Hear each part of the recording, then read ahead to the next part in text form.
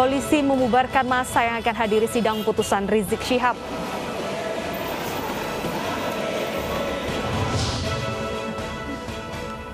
Enam orang meninggal dunia dalam kecelakaan maut di Banyumas, Jawa Tengah.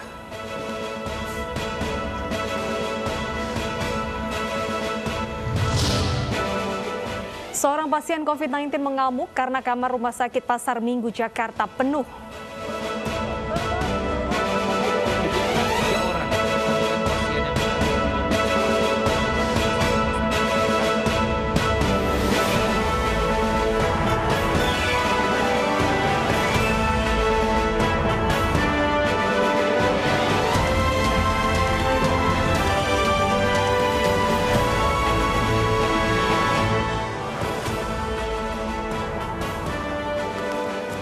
Selamat siang pemirsa, Anda menyaksikan iNews Siang selama 90 menit ke depan bersama saya Wilson Purba. Dan saya Bernadetta Ginting. Kita akan memperbarui informasi Anda dalam iNews Siang hari ini pemirsa. Kita akan mengupdate ya dari sejumlah informasi di Indonesia. Dan informasi pertama hadir dari sidang Rizik Syihab. Pemirsa, inilah iNews Siang selengkapnya.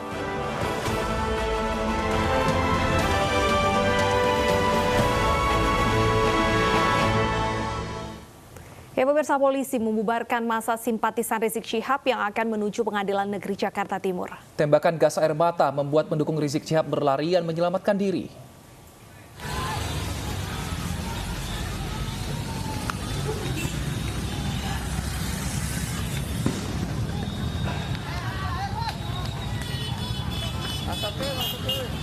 Tembakan gas air mata membuat pendukung Rizik Syihab berlarian di Jalan I Gusti Ngurah Rai, Jakarta Timur. Massa dari berbagai daerah itu berencana menghadiri sidang putusan Rizik Syihab di Pengadilan Negeri Jakarta Timur. Massa berusaha menembus barikade polisi yang menghalangi jalan menuju Pengadilan Negeri Jakarta Timur.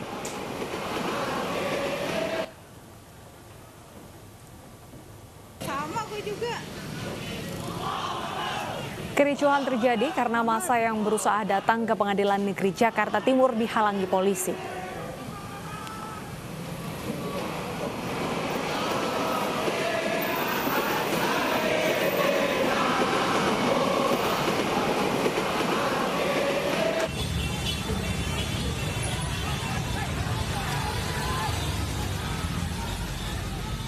Sama gue juga. Semangat.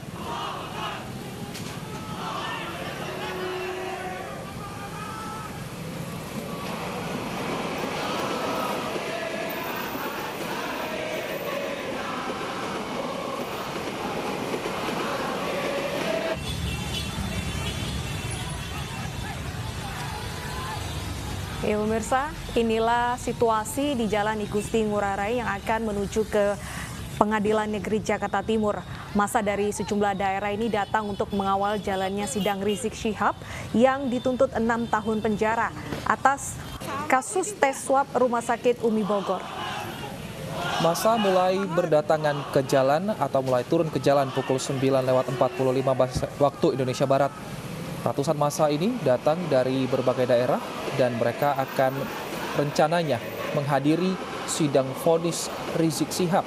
Betul sekali, dan memang saat ini tengah dalam masa penebalan PPKM Mikro, maka petugas kepolisian berusaha membubarkan massa yang jumlahnya cukup banyak agar tidak terjadi kerumunan dan ingin mengawal jalannya sidang berjalan lancar, sehingga petugas kepolisian terpaksa menembakkan gas air mata yang membuat para pendukung Rizik Syihab ini kabur untuk menyelamatkan diri. Betul sekali, gas air mata sampai ditembakkan 3 kali karena bisa Anda lihat sendiri pemirsa di layar kaca, ramai sekali dari simpatisan Rizik Syihab ini, bahkan menutup satu jalur kendaraan yang menuju ke arah gedung Pengadilan Negeri Jakarta Timur.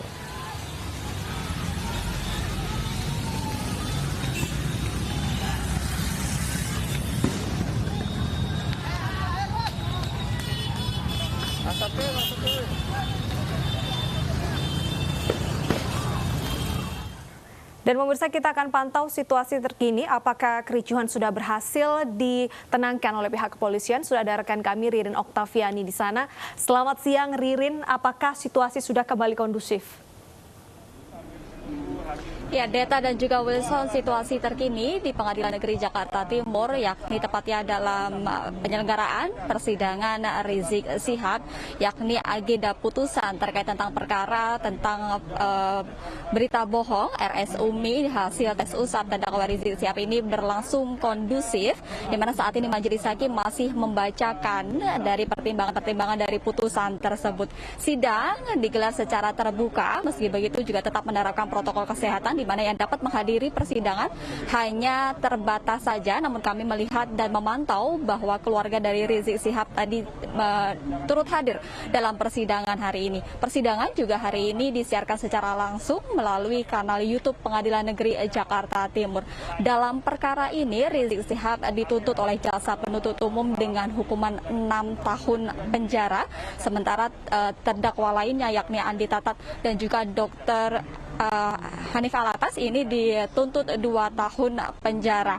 Dan meski begitu kami dapat informasikan bahwa situasi di Pengadilan Negeri Jakarta Timur ini terpantau kondusif, di mana penjagaan ketat juga dilakukan oleh pihak kepolisian untuk menghalau massa simpatisan yang akan mendekat ke Pengadilan Negeri Jakarta Timur. Dapat kami informasikan juga dalam perkara ini Rizik Syihab yakni dalam perkara Petamburan dan juga Megamendung telah divonis masing-masing yakni adalah 8 bulan penjara dan juga denda 20 juta rupiah. Bernadetta dan juga Wilson.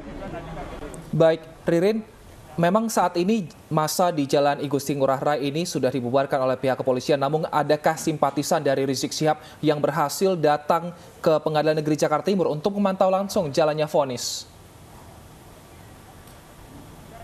Ya, memang sejak pagi hari tadi pihak kepolisian yang diturunkan yakni lebih dari 3.000 personil gabungan telah disiagakan di beberapa titik di sekitar Pengadilan Negeri Jakarta Timur. Bahkan penyekatan ini juga dilakukan berlapis. Yang pertama adalah di Pengadilan Negeri Jakarta Timur hingga di sekitar Pengadilan Negeri Jakarta Timur. Penyekatan ini dilakukan untuk dapat menghalau simpatisan agar tidak dapat mendekat ke Pengadilan Negeri Jakarta Timur, karena pengadilan ini sudah dapat disiarkan secara langsung oleh Pengadilan Negeri Jakarta Timur. Oleh karena itu simpatisan diminta untuk dapat menontonnya di rumah masing-masing. Namun sejak pagi hari tadi simpatisan mulai berdatangan. Titik-titik kemudian penyekatan ini juga sempat bocor karena di Pengadilan Negeri Jakarta Timur ini lingkungannya terdapat perkampungan, sehingga simpatisan kemudian berusaha masuk melalui perkampungan tersebut untuk dapat mendekati Pengadilan Negeri Jakarta Timur, tapi kemudian pihak kepolisian menghalaunya sehingga tidak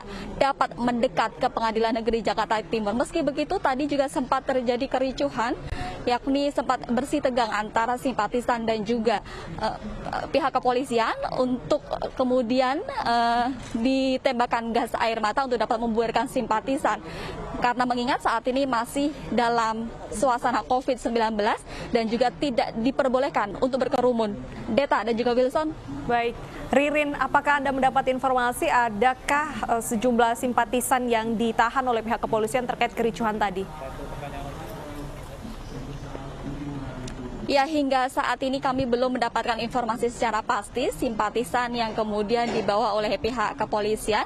Namun hingga saat ini pihak kepolisian dan juga tim gabungan masih bersiaga di sejumlah titik. Tidak hanya kemudian juga mengerahkan mobil taktis untuk kemudian jika nantinya simpatisan akan melakukan aksinya kemudian mendekati di detik-detik Majelis Hakim akan membacakan putusan, maka polisi dan juga tim gabungan telah bersiaga untuk dapat membubarkan dan menghalau massa untuk dapat mendekat ataupun ingin bertemu dengan Rizik Syihab di hari putusannya terkait tentang perkara hasil tes usap RS Umi Bogor ini. Deta.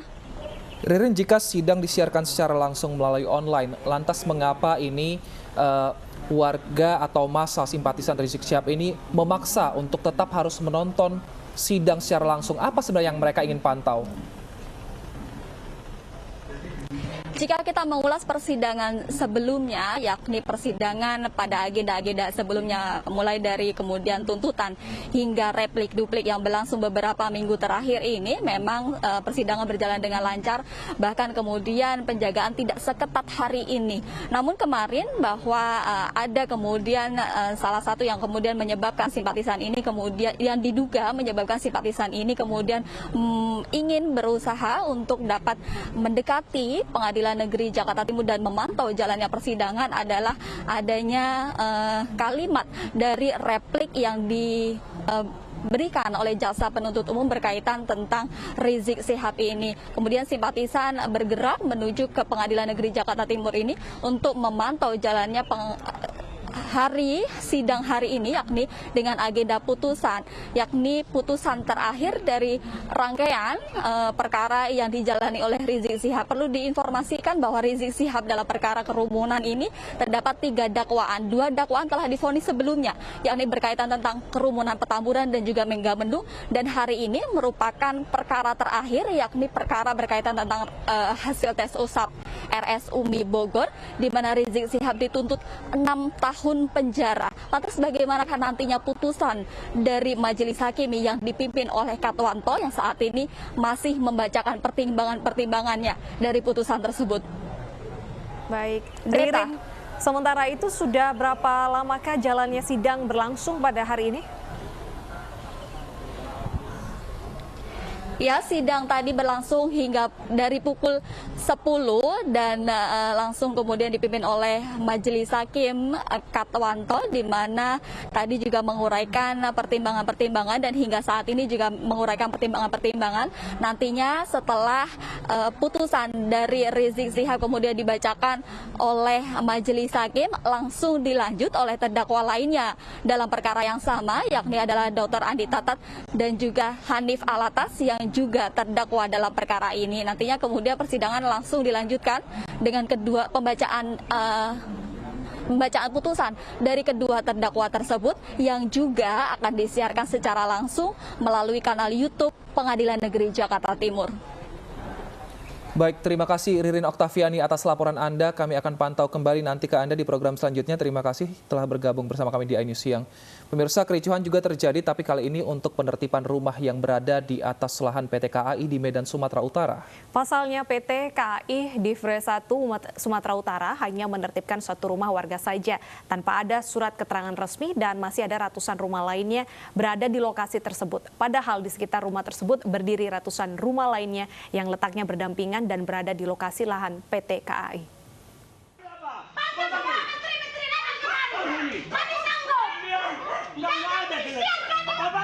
Penertiban 1 rumah di Gang Sabang, Kelurahan Tegal Sari 1, Kecamatan Medan Denai ricuh. Petugas PT KAI mendapatkan perlawanan dari warga yang menolak untuk ditertibkan. Penertiban ini dinilai warga tebang pilih karena masih ada ratusan rumah warga lainnya yang masih bertahan di rumah tanpa ditertibkan. Petugas PT KAI melakukan penertiban tanpa dilengkapi dengan surat tugas. Abang kalau keberatan, silakan datang ke kantor. Bang, etiket baik kalian tidak ada, etiket baik kita sudah ada loh, Bang. Iya. Kita sudah suratin. Mana suratnya? Ambil suratnya. Mana pihak abang legal dilihat? Abang keplingnya? Saya bukan kepling, saya dinas kebersihan. Oke, abang hati-hati. Abang kan pemerintah. Ini yang pemerintah. Saya kan bagian sampah. Bapak kan pemerintah. Surat pengadilan mana? Sampai luar berapa? Surat menteri mana, Pak? Udah ada orang itu lama. Dugaan warga, lahan ini akan diambil alih oleh sekolah yang berada tepat di belakang rumah mereka untuk pelebaran lahan parkir sekolah swasta. Ratusan warga di wilayah ini sudah berada di Gang Sabang sejak 50 tahun lalu, bahkan membayar PBB kepada pemerintah. Alasannya katanya mau dipakai PJKA. Saya bilang kayak gini, kalau Bapak mau pakai ini kok nggak digusur semua kiri kanan, saya bilang. Karena ini tanah PJKA. Baru saya bilang lagi sama mereka, kami sebelum berdiri pun sekolah atau apa kami sudah duduk di sini. Tahun 71 atau 72 kami di sini. Harapan saya ya karena mama saya sudah tua, kami mau tetap di sini. Warga berharap masih bisa untuk tetap tinggal di rumah yang sama meski harus membayar sewa kepada pihak PT KAI. Dari Medan, Said Ilham, iNews melaporkan. Pemirsa, seorang bocah berusia 4 tahun tewas setelah dianiaya ibunya. Polisi menggelar rekonstruksi pembunuhan itu di Bengkulu Utara.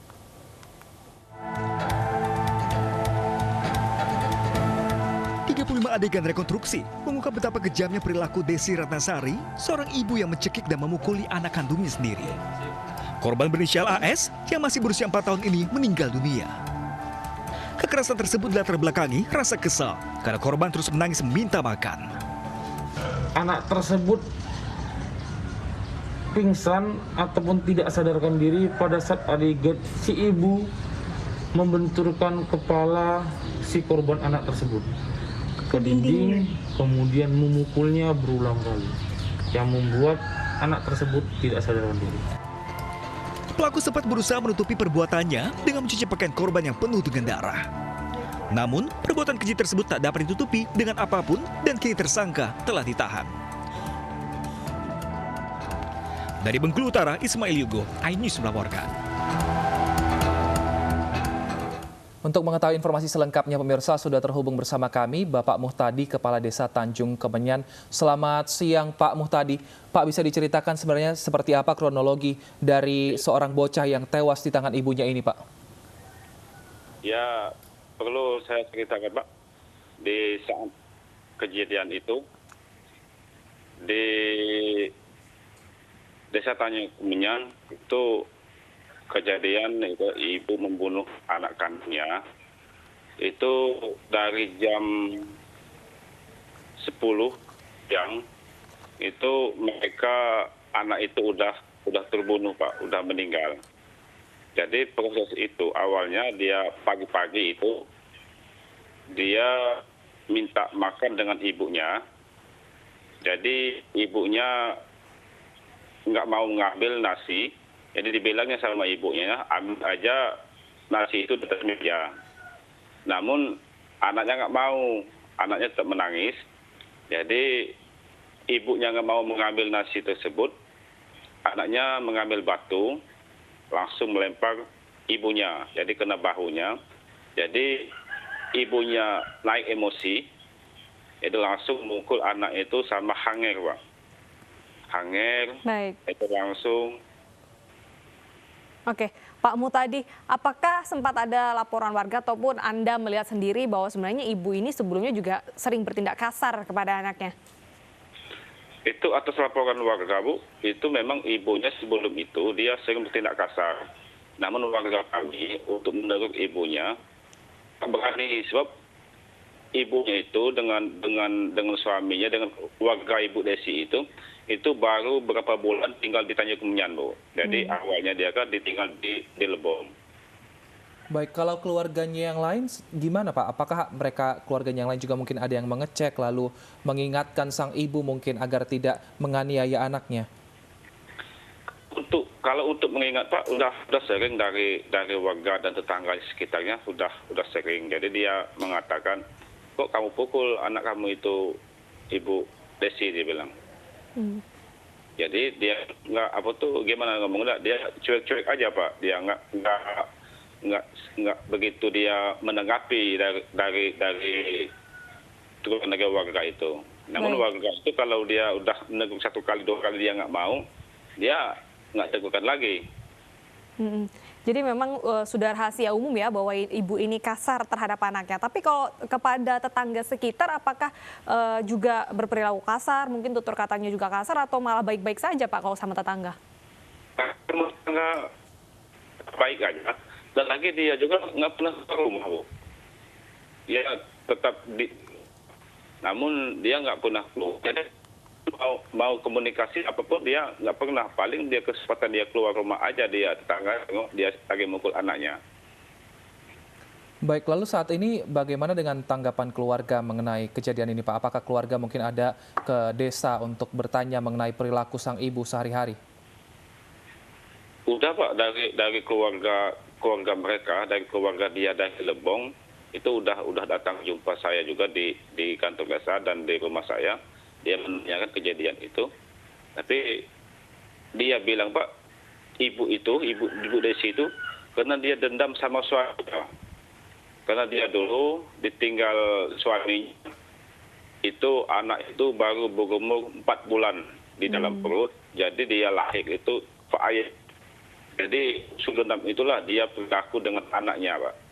Baik, jadi di latar belakangi rasa dendam, lantas bagaimana saat ini kondisi dari suami pertama pelaku Pak? Kalau dari suami pertama pelaku, dia nggak ada tuntutan, dan lagi dia kemarin datang ke sini siarah ke kubur anaknya. Jadi dia sempat ngomong, dia bilang makam itu mau dipindah aja. Jadi saya jawab, kalau belum 1 tahun Pak, itu nggak boleh dipindah itu. Baik. Kalau udah 1 tahun lebih boleh ya. Baik, terima kasih Pak Mutadi atas waktunya dan terima kasih Pak Mutadi telah bergabung bersama kami di iNews Siang. Pemirsa, seorang wanita lanjut usia menangis histeris di markas kepolisian Resort Simalungun. Ibu berumur ini kecewa lantaran 6 terduga preman yang sudah ditetapkan sebagai tersangka atas dugaan kasus penganiayaan, pengeroyokan, serta perusakan rumah korban tidak ditahan polisi. Lagi aku ngadu sama polisi.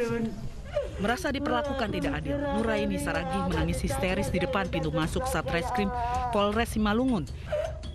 Ibu lansia ini kecewa setelah salah seorang penyidik, Bribtu Chow Sinaga yang mengatasnamakan Kapolres dan Kasat Reskrim Polres Simalungun mengatakan alasan ke-6 tersangka tidak ditahan karena polisi tidak mendapatkan video peristiwa kejadian, serta tidak seorang pun dari ke-6 tersangka mengakui perbuatannya. Jawaban penyidik ini membuat lansia ini menangis, memohon-mohon, serta minta pada polisi untuk serius dan menangkap para pelaku yang menganiaya, mengeroyok, serta merusak rumahnya. Kalau nggak ditahan orang itu, tolonglah aku udah tua.